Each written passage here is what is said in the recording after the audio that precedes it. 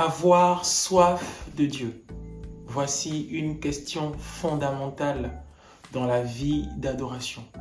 Avoir soif de Dieu et avoir soif de lui continuellement, c'est une question fondamentale, un sujet fondateur de la vie d'un adorateur. Et ce jour-ci, je souhaite aborder cette question avec vous dans ce podcast que j'espère enrichissant pour chacun d'entre nous. Que le Seigneur nous bénisse tous autant que nous sommes.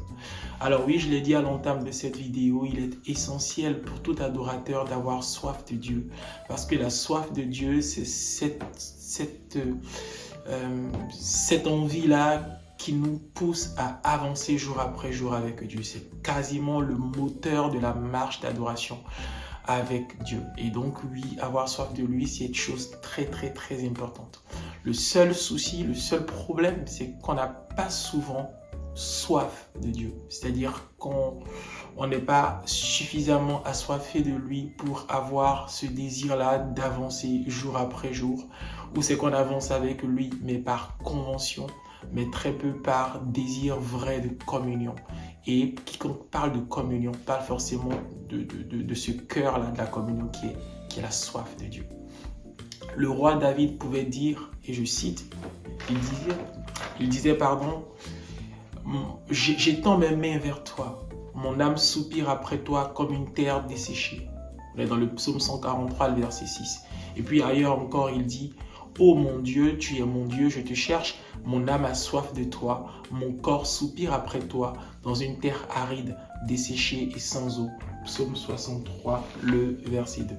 Alors oui, le roi David avait soif de Dieu. Et ces deux passages que nous venons de citer, en fait, le présentent bien cette soif de communion qu'il avait constamment de Dieu, en fait. Il ne se satisfaisait visiblement jamais de son état de communion avec Dieu. Il avait constamment ce désir-là d'avancer avec lui. Cela dit, avoir soif de Dieu, oui, techniquement c'est bien, mais au fond, la question qui se pose, c'est comment est-ce qu'on a soif de Dieu? Comment est-ce qu'on a d'abord soif de lui? Oui, je tiens à souligner en fait la question du comment de la soif de Dieu, parce que oui, c'est important et vous verrez tout de suite que forcément, il faut répondre à cette question pour pouvoir avancer dans la marche de communion. En fait, naturellement, nous avons soif lorsque nous manquons d'eau, tout simplement. C'est un peu comme si notre corps était programmé pour ressentir ce besoin d'eau. Notre corps était programmé pour ressentir ce manque d'eau, tout simplement. Ça, c'est lié à la vie naturelle. Mais dans la vie spirituelle, la question, elle est tout autre. C'est que nous sommes dans une vie nouvelle, donc la vie spirituelle, que nous devons apprendre à connaître pas après pas, et puis surtout que nous apprenons à découvrir par la foi. Donc, ce que nous ressentons naturellement dans notre corps, nous sommes appelés à le ressentir pour ses corollaires dans l'esprit par la foi.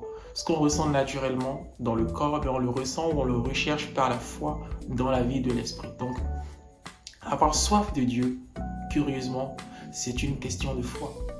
Oui, c'est d'abord une question de foi. Et c'est là toute la problématique. Avoir soif de Dieu, c'est une question de foi. Je l'ai dit, je le répète.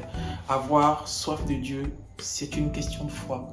Ce n'est pas d'abord une question de sensation, c'est d'abord une question de foi. Et le prophète Ésaïe, lui d'abord, fait une prédiction que Jésus-Christ va accomplir. Il va dire en Ésaïe chapitre 55, le verset 1, il dit « Vous tous qui avez soif, venez aux eaux. Vous tous qui avez soif, venez aux eaux. » Et on sait très bien, selon le contexte de l'Écriture, qu'il parle ici de la soif de salut. Nous tous qui avons soif de salut, soif de Dieu, en résumé, venons aux eaux. Et Jésus-Christ, je l'ai dit, accomplit admirablement cette prophétie-là du prophète Isaïe en au cours de sa discussion, en tout cas il nous le montre au cours de sa discussion avec la femme samaritaine, à qui il va dire, je cite, « Celui qui boira de l'eau que je lui donnerai n'aura jamais soif. » Sur cette base, donc, nous pouvons conclure que la soif spirituelle du salut est définitivement réglée. Toutefois, Jésus ajoute à la déclaration que je viens de citer un élément nouveau. Il dit « Et cette eau que je lui donnerai deviendra en lui une source d'eau qui jaillira jusque dans la vie éternelle. » Jean chapitre 4, verset 13-14, que vous connaissez certainement par cœur. Et donc, on voit très bien que dans la déclaration de Jésus-Christ, la soif du salut est définitivement réglée. Il dit, celui qui croira en moi n'aura jamais soif. Donc, il est question définitivement de régler la soif du salut.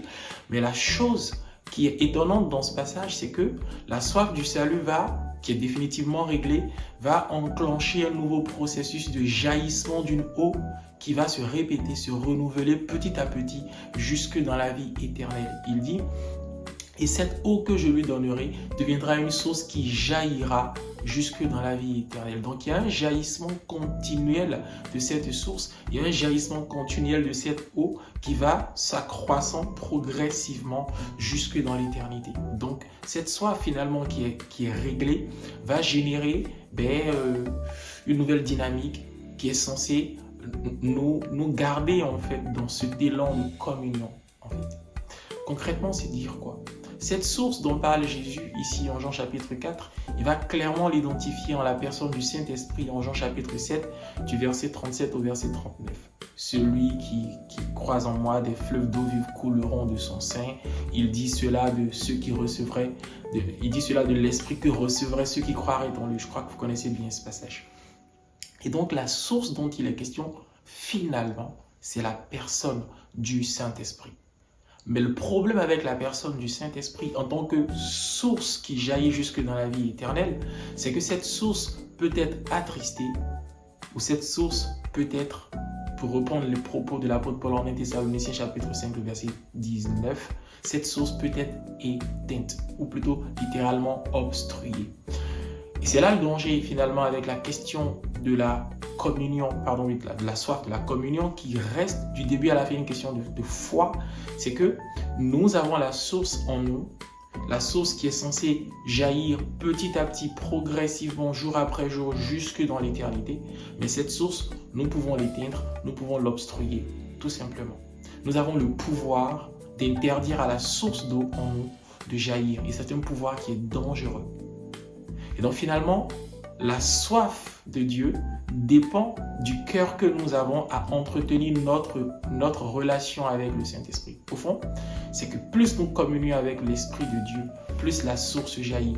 Et plus la communion va en profondeur, plus la source jaillit en extérieur, pour ainsi dire. Et plus nous allons loin avec Dieu, dans les profondeurs, avec l'Esprit de Dieu, dans les profondeurs de la communion, plus la source jaillit.